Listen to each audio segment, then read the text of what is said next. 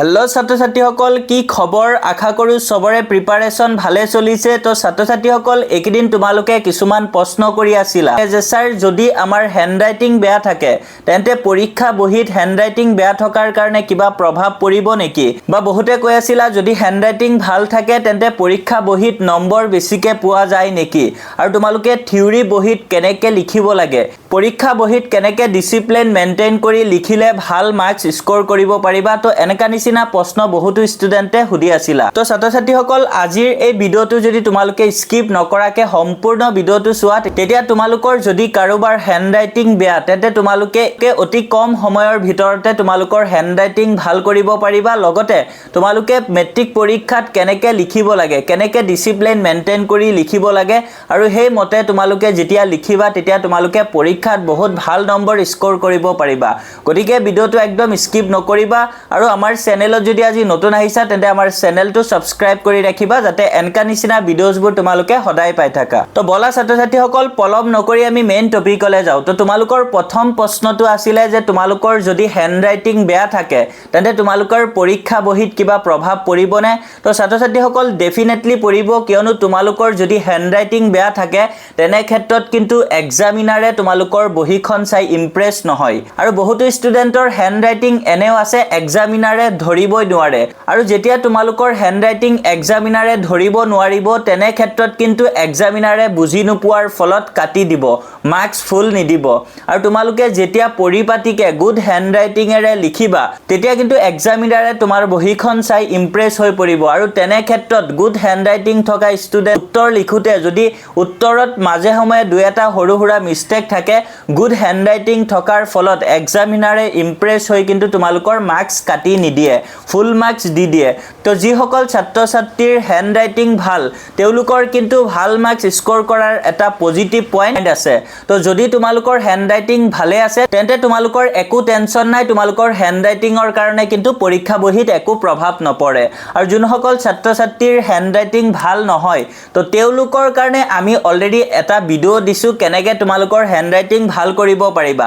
তো তোমালোকে সেই ভিডিওটো চাই লবা, সেই ভিডিওটোত যেনেকে টিক্সবোৰ কৈছে সেই টিক্সবোৰ যদি তোমালোকে ফলো কৰা তেন্তে অতি কম সময়তে তোমালোকে হ্যান্ডৰাইটিং ভাল কৰিব পাৰিবা আৰু পৰীক্ষা হলত তোমালোকে ভাল হ্যান্ডৰাইটিং লিখি ভাল মাৰ্কস স্কোৰ কৰিব পাৰিবা, এক্সামিনাৰক ইমপ্ৰেছ কৰিব পাৰিবা। তো তোমালোকে হ্যান্ডৰাইটিং কেনেকে ভাল কৰিবা তাৰ ওপৰত অলৰেডি ভিডিও দিছো, গতিকে ইয়াতে আমি তোমালোকক ইমান এক্সপ্লেইন কৰি নাথাকো।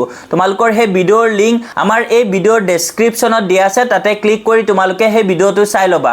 ইতিমধ্যে 3,22,000 ষ্টুডেন্টে সেই ভিডিওটো চাইছে। তো তোমালোকে যদি এতিয়াও চোৱা নাই সেই ভিডিওটো তোমালোকে চাই লবা। তাৰ পিছত ছাত্ৰ ছাত্ৰীসকল বহুতে আমাক সুধি আছিলা যে স্যাৰ পৰীক্ষা বহিত আমি কেনেকে ডিসিপ্লিন মেইনটেইন কৰি লিখিব লাগে বা কেনে ধৰণৰ ডিসিপ্লিন মেইনটেইন কৰি আমি পৰীক্ষা বহিত লিখিলে ভাল মাৰ্কস স্কোৰ কৰিব পাৰিম।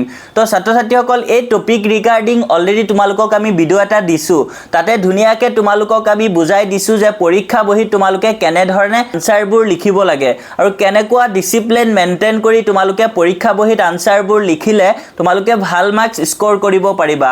তো সেই টপিক ৰিগাৰ্ডিং তোমালোকক ইমান ডিটেইলছত ইয়াতে কোৱাতকে তো যোনটো ভিডিও তোমালোকক ইতিমধ্যে আমি দিছো যে তোমালোকৰ পৰীক্ষা বহিত কেনেকে লিখিব লাগে সেই টপিকৰ ওপৰতে সেই ভিডিওটো তোমালোকে যদি ভালকে চাই লোৱা সেই ভিডিওত ধুনিয়াকে আমি স্টেপ ওয়াইজ লাইন বাই লাইন ধুনিয়াকে বুজাই দিছো তোমালোকে পৰীক্ষা বহিত কেনেকে লিখিবা, কেনেকে ডিসিপ্লিনবোৰ মেইনটেইন কৰি লিখিলে তোমালোকে ভাল মাৰ্কস পাবা।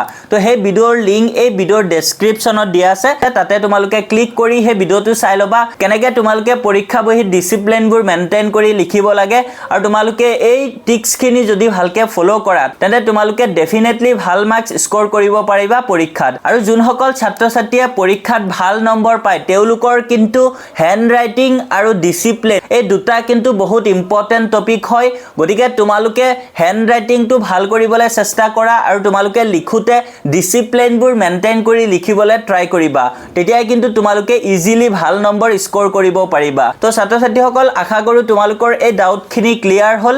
আৰু যদি তোমালোকৰ এনকা নিচিনা কিবা ডাউট থাকে তেন্তে তোমালোকে কমেন্টছত জনাবা, আমি তোমালোকৰ ডাউটবিলাক ক্লিয়াৰ কৰিবলৈ ট্ৰাই কৰিম। আৰু ছাত্ৰ ছাত্ৰীসকল আমাৰ হোৱাটছআপ চেনেলত যদি তুমি এতিয়াও জয়েন হোৱা নাই তেন্তে আমাৰ হোৱাটছআপ চেনেলত এতিয়াই জয়েন হৈ যাবা, কিয়নো আমাৰ হোৱাটছআপ চেনেলত চেনেলত তোমালোকৰ মেট্ৰিক পৰীক্ষাৰ কাৰণে কমন কুৱেশ্যনৰ পৰা ষ্টাৰ্ট কৰি তোমালোকৰ ইম্পৰ্টেন্ট আপডেটবোৰ পোন প্ৰথমে দি থকা হয় ইতিমধ্যে 7000 ষ্টুডেন্ট আমাৰ হোৱাটছআপ চেনেলত জয়েন হৈছে তো ছাত্ৰ ছাত্ৰীসকল তুমি যদি এতিয়াও আমাৰ হোৱাটছআপ চেনেলত জয়েন হোৱা নাই তেন্তে এতিয়াই তোমালোকে আমাৰ হোৱাটছআপ চেনেলত জয়েন হৈ যোৱা এই ভিডিঅ'ৰ পিন কমেন্টত হোৱাটছআপ চেনেলৰ লিংক দিয়া আছে তাতে ক্লিক কৰি তোমালোকে আমাৰ হোৱাটছআপ চেনেলত গৈ জয়েন হৈ যাব পাৰিবা তো ছাত্ৰ ছাত্ৰীসকল আজিৰ কাৰণে এখিনি আছিল আশা কৰো ভিডিঅ'টো তোমালোকৰ বাবে হেল্পফুল আছিল আৰু তোমাৰ বন্ধু বান্ধৱৰ সৈতে ভিডিঅ'টো শ্বেয়াৰ কৰি দিবা thank you for watching keep watching IH Tech Assam